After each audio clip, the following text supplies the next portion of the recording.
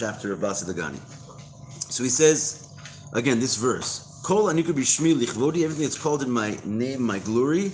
Barasav yitzarsav af asisav, he formed it, he created it, he formed it, he even made it. Shehem dalad olamos abiyah. And those four levels that we just mentioned, one is name and glory, that's one thing. Bria, Yitzir, and Asiya, those are indicating the four worlds, Atzilus, Bria, Yitzir, and Asiya. Bezel or enu kamoshu b'Atzilus, kamoshu b'Bia. And this is where we left off last time. We want to make a basic distinction between the first world and the other three. To the point that we call the other three, like in one foul swoop, we just say Bia, which is an acronym for Bria, Yitzira, Asiya, but we just clump them together because they're exceedingly different from the world of Atzilus. They're clumpable. The Atzilus, hu b'chinas giloy helam. It's not a word. You know that, right? Clumpable? Yeah. Can't get away with that. Atzilus hu b'chinas giloy helam. Okay, what is Atzilus? What's unique about it? We're going to say it's called giloy hahelam, which means revealing the concealed. What does that mean, right? It's a very important term to understand everything that's going on here. Revealing the concealed means that if something is concealed, it means it's already there. It's just not showing. Whereas we're going to soon see the next world, and by definition and by extension, all the worlds that come after it, Bria. The word Bria means that it was created something from nothing, which means it didn't exist before. Its first presence of its existence is when it's created, right? So Atzilus is a world which is called revealing the concealed, which means those 10 spheres of Atzilus, Hashem did not create them, which would make them like essentially different, right, from him. If you create something from nothing, then it is incomparable in a certain sense to the place that it came from, because it didn't come from inside. Whereas the revealing the concealed means that the 10 spheres of Atzilus were already inside of Hashem at some level, and all he did was show you what he had inside. That's very different than making something unique to him, which is not inside of him, is not of him, is not part of him, right? Arguably, that's in a certain sense maybe a greater trick up Hashem's sleeve to make something from nothing than it is to reveal himself. But the idea of the world of Atzilus is that there was a potentiality for 10 spheros already existing at some high frequency inside of Hashem, and the act of Atzilus means to emanate, means he just brought that which was already in, and he, so to speak, showed it outside. So that's why the word for Atzilus also, right, means Lashon Etzlo V'Samach. He's trying to explain the definition of the world. Atzilus, which we said means emanation. The word etzel also means close. Like you could say, like, he's standing etzel, this one, he's standing by him, next to him. So Atzilus means it's close by to the emanator, because it's the emanation. Yeah. If Atzilus is a revealed form of what was already in Hashem, in the sense that like Bria, Yetzirah, and Asiya are something from nothing, right? Then how come it goes through a process of Tohu where the vessel's shattered?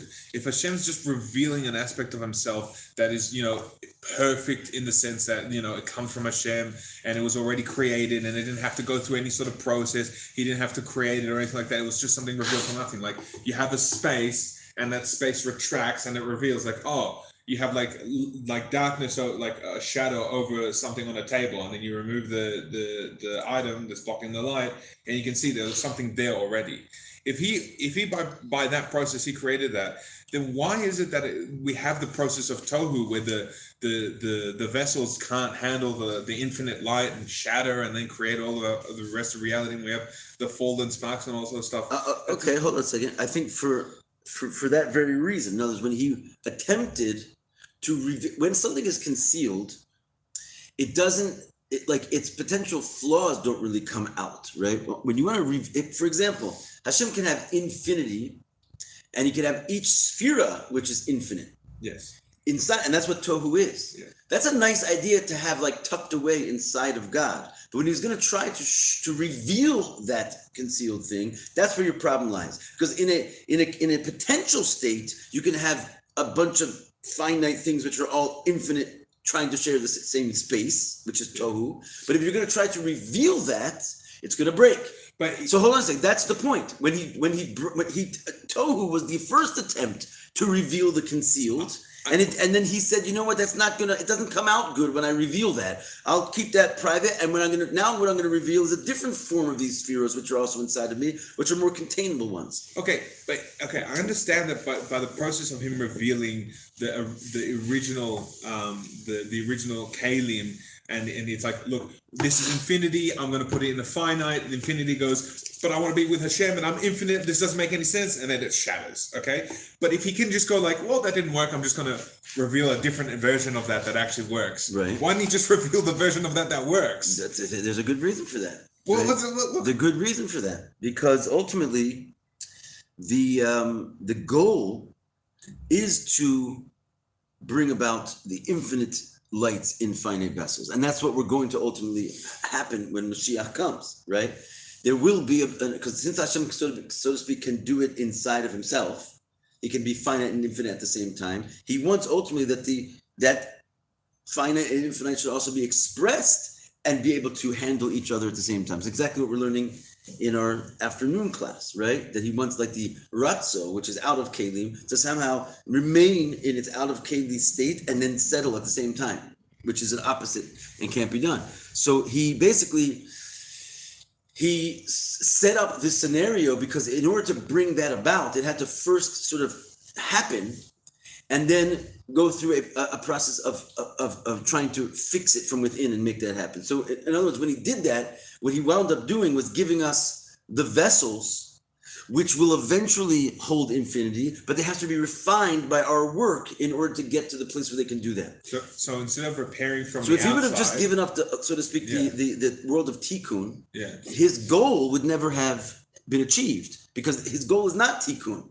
And if he hadn't created the smashed vessels of Tohu, we would not have the raw materials to actually create the ultimate messianic world that he wants to. So it wasn't just purely accidental or a mistake.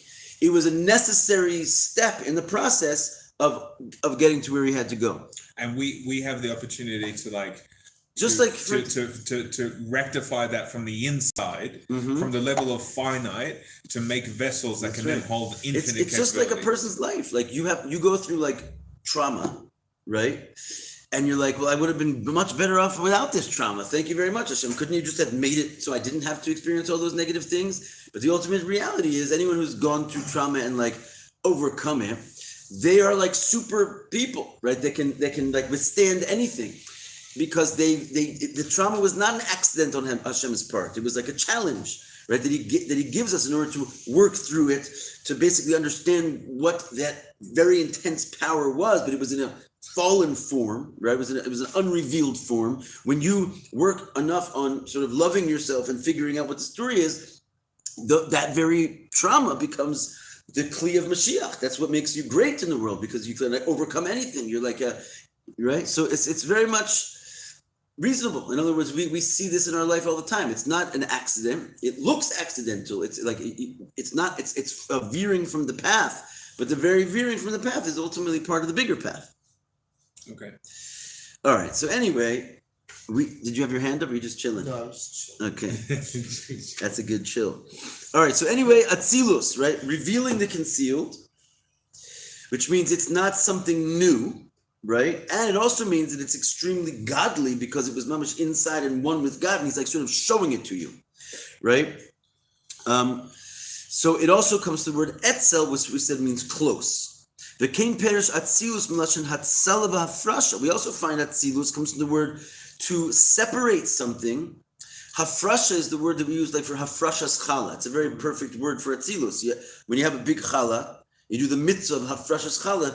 Oh, yeah, I shouldn't say you have a big challah. That's a misnomer. We call it a challah, but you have a big piece of dough, right? And this mitzvah of taking the challah off, right? It's a mitzvah that and then you give that challah to the kohanim. So you take like a piece of the original and you sort of grab it and you reveal the concealed, right? At first, that little piece of challah was part of the bigger dough and it was one with it, had all of its properties, but it becomes like an independent entity made out of the same godliness, which has been separated. That's exactly what Atzilus is. Atzilus was like one with the big dough, the Or Ein Sof, and Hashem sort of like separate, and that's what the word Hatzala means, to separate, lafrish, to separate something. So we're trying to get an understanding of like what these original 10 spheres were, how they were at once, and in the beginning, one with their source, and just sort of separate, and that's what they're called, close, and an emanation, revealing the concealed.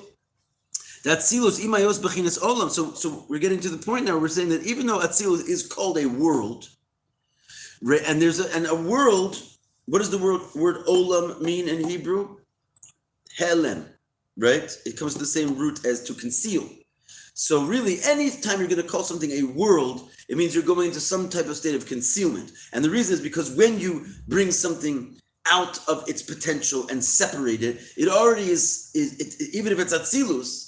Right, even if it's like the same dough, just over here now, it's already in some way cloaking the original. Right, it's already some level of concealment. Just the fact that you've separated it from godliness, but nonetheless, even though it is called a world, it's the first of the four worlds, and world means concealment. But really, it's not like the other worlds, because in general, it's called the world. It's part of the worlds called the worlds of the Ein Sof. Now, what did we just introduce? A whole nother thing. We thought there was four worlds. And it turns out there's Ein Sof worlds and infinite number of worlds. And Atzilus is really like this intermediary between the regular worlds and what we call the worlds of the Ein Sof. So what are the worlds of the Ein Sof? So if you think about it, the 10 spheros that we sort of like plucked out of Hashem, which became Atzilus, we said they were inside of Hashem before. They were there, and there was 10 spheros there, but they were literally in potential. The 10 spheros had not separated into their own unique thing from the Or Ein Sof, but they were there. And the truth is, depending on how much Or Ein Sof is there, it tells you how bittul and in what state of nothingness those 10 potential spheros are. So the idea is that really, in the very essence of Hashem, you have 10 spheros, right? You have plurality, but simultaneously you have infinite light. And the infinite light drowns out the experience of the 10 spheros thoroughly and utterly, to the point that we say it's like a drop of water inside the ocean, means that you can't make out which drop it is. Once it goes into the ocean, it's completely one with the ocean. But in theory and potential, there is a drop in there, right? And so the idea is that this drop is going to slowly emerge from the ocean, and when it finally actually emerges from the ocean, it's called Atzilus, right? We've done Hafrashas Chala on that, but in the ocean itself, it's not, the metaphor sort of loses its strength at this point, but it gets to a state where it's less and less and less recognizable. So you could say when the drop, if you had, I don't know if you've got some scientists or like a drop falls into the ocean, maybe like for a second you could sort of like follow it and be like, oh, there's the drop, and then it's still there forever, but the ocean becomes more and more prevalent, and the drop becomes more and more meaningless and immaterial. And so those places where the drop is essentially nothing and immaterial, those are called the infinite worlds, which means the vessels are completely inundated with the light to the point that they really have no shape or form or anything. And there's many, many levels of those worlds. We know some of them, right? Adam Kadmon is the world above Atzilus, and Erech Anpin, and Atik Yomin, right? And all these different worlds that we're discussing, they're basically the same 10 spheros, but in a state of more and more and more and more bittul, self-nullification, and therefore we call them the worlds of the Ein Sof. What he's saying now is that Atzilus is also really one of the worlds of the Ein Sof, because essentially you're just taking that drop, and okay, it emerges, but what is it? It's exactly what it was when it was inside. It's now come outside. So you haven't really changed its form, right? It was the same drop inside, it's the same drop outside. Now, what's going to happen with that drop when it goes into a state of Bria, Yetzira, and Asiya is a drastic change where you don't recognize that it's a drop from the ocean anymore. The drop becomes like a banana, right? It just has complete no association with its source anymore, because Hashem makes those 10 spheros completely conceal their source. Whereas in Atzilus, they're not really concealing their source. That's why they're called an emanation. You following any of this? Yeah? All right, so this is what we're saying here, that it's called, even though it is a world, but really it's one of the worlds of the Ein Sof. Masha ein came bria, not so bria. 5 lines down. Shehu haschalas hamatzias b'chinas yesh mi'ayin. Whereas bria is what we call the beginning of mitzias. What is mitzias? Important word here. Existence, right? Where does the word mitzias come from? Like, what's the root of the word mitzias? Motzeh. Yeah, limtzo, which means what? Find. Right, something's found, right? It's like identifiable. It's found. We call it existence, but it really means like it's now found that it has it. Like you could, it's. And when we talk about a matzia, right? When someone like finds a matzia, what is a matzia? It's like, oh, you found something. Like where did that come from? That's the connotation. Where did you get that? That's I didn't see that coming a mile away. It's like it's a matzia. Like if someone finds like a house, it's like half the market value. Ooh, you got a matzia. Because when creation takes shape and becomes a thing, it's like, what? Where did that come from? Where was that found? Because I couldn't find it in all the worlds of the Ein Sof. And even when Atzilus like sort of popped out of the ocean, it was like a little drop of water. Still, it wasn't a find because it was basically just what I already knew was there. So when all of a sudden it becomes a creation, it's called a matzias. Whoa, where did that come from? That's like nothing. That's not God, right? And so it's called the beginning of what's called yesh mi'ayin, something from nothing. It doesn't seem like it has a prior source, unlike Atzilus, which is a very clear, association with where it came from. This has no association seemingly with where it came from. Hashem creates it in a way where it seems absolutely 100% independent from him.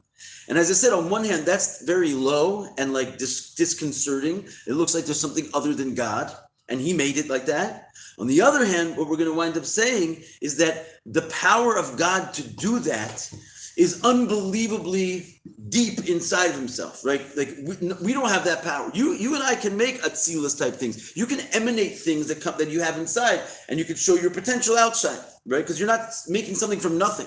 But to all of a sudden make a banana appear on the table from nowhere, man does not have such a power. It's like purely in the power of God to manifest something from nothing. Now, even though the very existence of that something is actually like disconcerting because it looks like there's something other than God, and it looks like very low, and it looks like an opposition to the truth. On the other hand, what's invested inside of that, the power that is required to make something look like that, comes from the very, very highest essence of God that no one else can do it but him. And so therefore, in the lowest things, it's actually rooted the highest power. To make us feel and look independent from him only is capable from the essence of God. No one else can, nothing else in like the line of revelations of godly powers can do that. Only his very essence. It takes a tremendous amount of processes, because I know from the previous moments that we talked, there's like 5 parzufim that are removed from the Right. Those 5 parzufim, I'm pretty sure you were saying that they came from Atzilus. So there's 5 things from the intermediary world between Ein Sof and then the created worlds. So in the intermediary, again, the 4. No, I didn't say they come from Atzilus necessarily. Yeah, I mean, the 5th one was. No, I mean going up was Arich, right? So it also touches on the Kesser, removing of the Kesser as well. Yeah. Wait, so I don't get how in the lowest things holds the most godliness. Yeah. Because in order to what is energizing the banana, right? Where's it coming from? Atzilus, you could say, well, it's just like a ray of what was there before. It's just like I can like sort of focus, and Hashem's allowed me to see aspects of himself shining out. But when it gets to the banana, there's no connection. It's come from nowhere. Right. So the point is, it shows the least connection of God. But it's still there. How in the world is that thing there? What is making that be there? It's not coming from a ray of God. So it must be that it's produced from some essential place, and you can see from yourself. You don't have that power. Meaning what the spark of godliness is deep within it. For sure, there's something of God there. If it's there, it's God. Right. The fact that it doesn't look like God, it looks like it's independent from him. That means that he must have gone and like drawn on the most intense, highest levels of godly power to produce something that doesn't have any association with him. I'll give you an example, right? In a human being. There's not too many great examples of this, but the difference between speech and having a baby, right? The idea of having a baby is that you do actually sort of produce something from nothing, right? It's sort of, right? You basically all of a sudden, like, and B'ezrat Hashem, you'll soon have this experience. You just like carry home this baby from the hospital. Like, what is this? Like, where did this come from? Wasn't there like when I went in. You know what I'm saying? It's a crazy like new reality. And the truth is, it came from you. But in order to produce something so like independent from you, it literally exists independent, has its own mind, own brain, own thoughts. You can only produce that from the seed, which the seed, according to Tanya, comes from the essence of the brain, and it's like you brought from the most essential part of yourself had to be triggered in order to have the reproduction of a separate human being. Whereas you also have a brain which has hidden things in it, and you can tell me those hidden things. You can write an essay. You can say even a mimer. You can say wondrous things which were hidden inside of you, and they came out. But that's more like a tzilus, right? Because that which was already inside, a ray came out, and I could see a certain connection from the ray to what was inside, and it's basically it's showing on its source. But you can do that. Anyone can do that. It's more or less it's a simpler process to reveal things inside of you that don't look like they're totally independent from you. Your own speech, no one's going to say that this thing is like walking on its own two legs and like running around doing its own thing. It's basically a definitely joined to you, and it's a clear revelation of you. The baby, it can move to Seattle and never see you again. It has nothing to do with you, right? But you produced it, right? And how did you in order to produce something that's independent from you, you had to go to a much, much deeper place in yourself. And the truth is that it has a much greater likeness to you in reality than your speech. Because is your essence, your speech is just a mere revelation, what comes out of you. So that which is actually farther and more distant, even though it turns up as looking like something separate, in order to get to the point that it looked like something separate, it had to come from a more essential place in you. And again, that's why Hashem loves this little world. We are the most separate, independent, possible aspect of creation, and therefore it's a sign that what is hiding inside of this creation is His very essence. Something that the highest of the world do not have. And that's why when we have Iskafia, we can bring out the Sovev light, and they can't. Because the Sovev light is already hanging around over here in a certain sense, in potential, because we are the most Yesh Mi'ayin, something from nothing that exists in all of creation. So then you why? Getting any of this? It just doesn't make sense. I don't understand. Like, even Rabbi Shammai said it, like, the lowest things have the highest source. I just can't. Because I know that, like, us Jews, we have that connection straight to Hashem. So how does it, like, an inanimate... Wait, when you're saying that, you're just mixing things, because the Jew part of you... Yeah. Let's leave that out for a second. We're talking about not klipa, but just the body of you. Okay. The Jew part of you exists in all the worlds, whether it's in a body or not. Okay. We're talking the fact that the Jew gets sent all the way down and becomes one with a physical animal body. Forget klipa, not klipa. We're not judging it at this moment, right? It's become physical. So whether it's a Jew or it's a sponge on the table, it's something which is a metzius. It exists like independent of God in this world. And you have to scratch your head and say, how did Hashem pull this off? Where there's something in existence which feels and experiences itself as completely independent from Him. I can understand emanations. Like Hashem can sort of shine and revelations can come off of Him, but those revelations will like have a clear path back to Him that they experience themselves as being revelations of God. They're an atzilus, they're an emanation. And so like a ray, they can always feel connected to their source. This creation feels completely independent from its source, doesn't it? You don't feel yourself in a state of always being like joined to a source, right? It's just sitting there. It's a rock. It's got nothing to do with its source. What source are you talking about? Right? Whereas like a beam of light, it always is connected to the source of the beam. So you could say that all the higher worlds are like a beam of light coming out of Hashem. They're clearly connected to the source of the beam. And at the end of the beam, it keeps going smaller beam, smaller beam, smaller beam, smaller beam. Banana! It's like, what are you talking about? How did that get there? It's not connected. It's just independent completely of Hashem, right?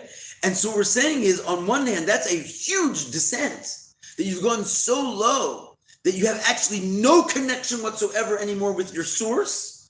On the other hand, in order to produce such a power that something can create something which seems like it's completely independent from its source, that's something that it has to come from a much higher level than what produces the beam.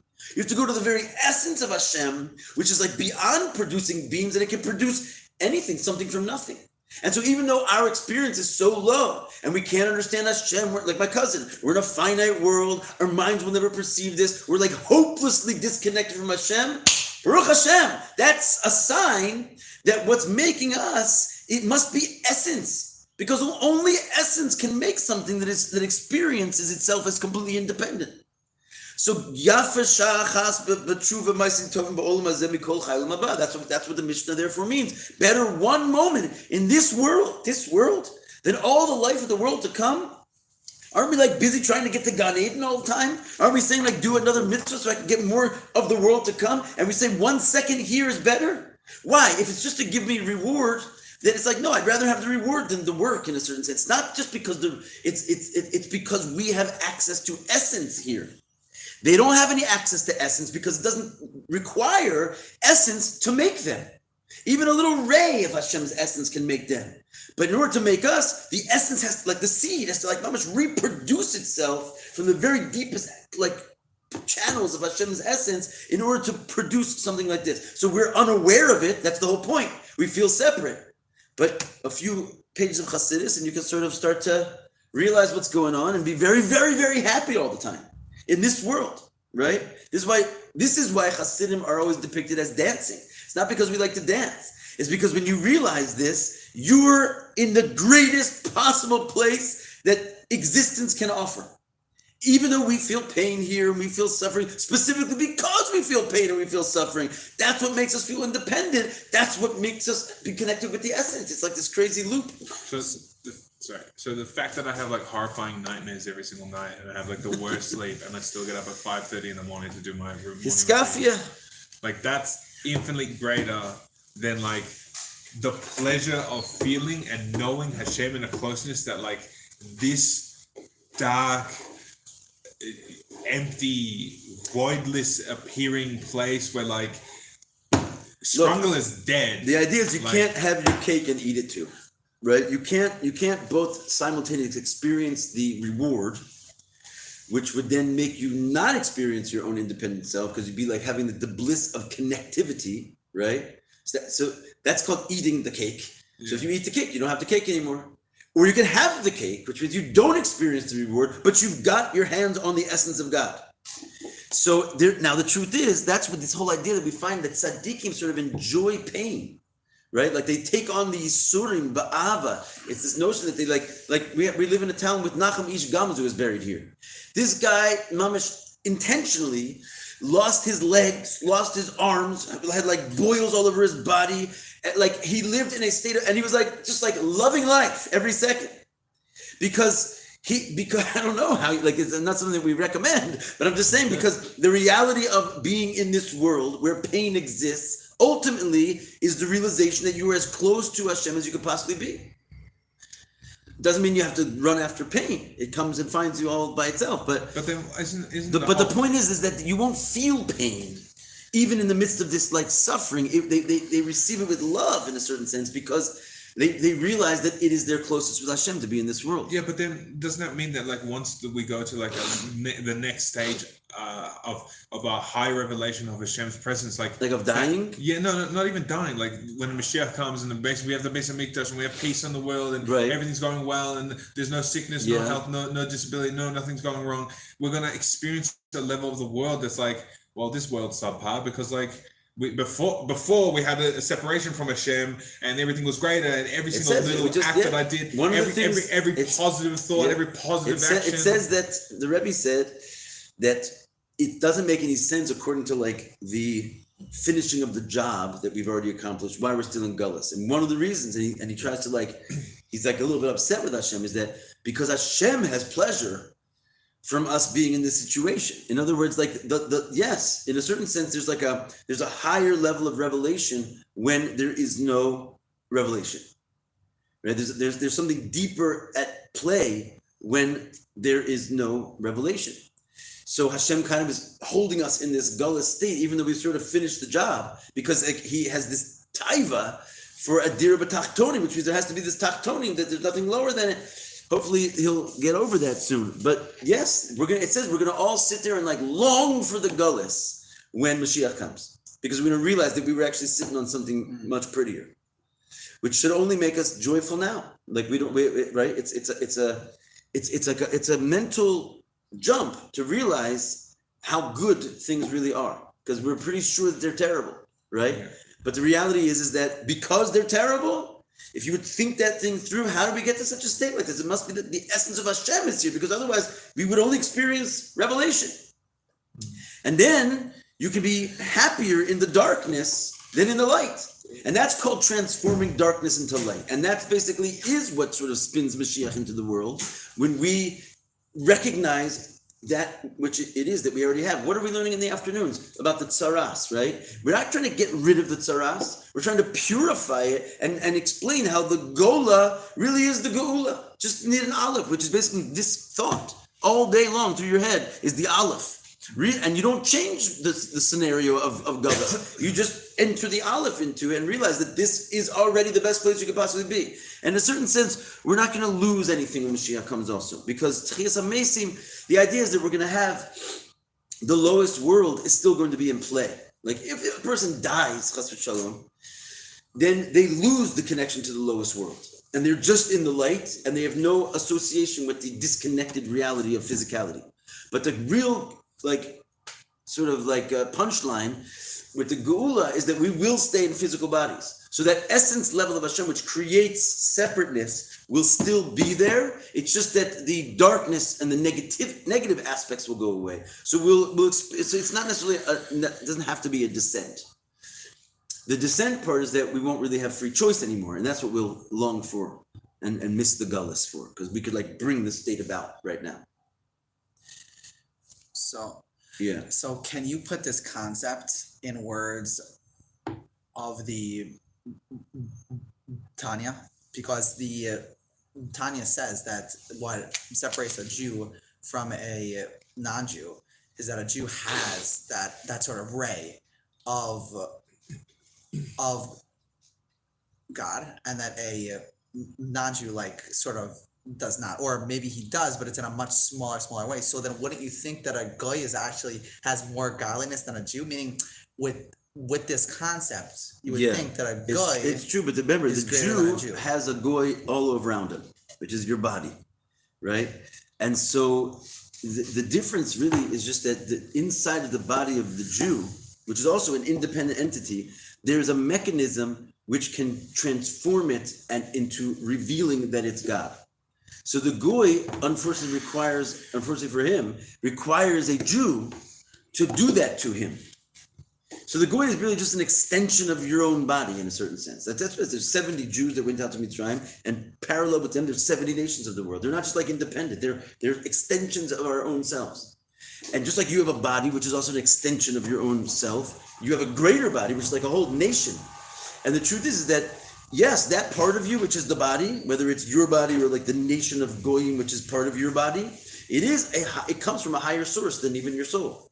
But the idea is that fortunate are we that comes down into this world, both experiencing the disconnect, but we also have the function inside of us which can reveal that disconnected part of us is actually from the essence of Hashem by doing what's called a mitzvah. Mitzvah means to connect, which is to rejoin this experience of separateness, which actually contains secretly a very high source, but it's disconnected from its high source. With a mitzvah, which means to join, you bind it back into its high source and you reveal that it is actually part of the essence. That's why it doesn't say it's better one moment in this world than all the world to come. It says better one moment of tshuva and good deeds in this world than all the world in the life of the world to come. Because in this world, you have to actually turn the potentiality of essence into revealed essence. And that's what your soul basically does for you. Right. I see. Okay, shukayach. What's happening with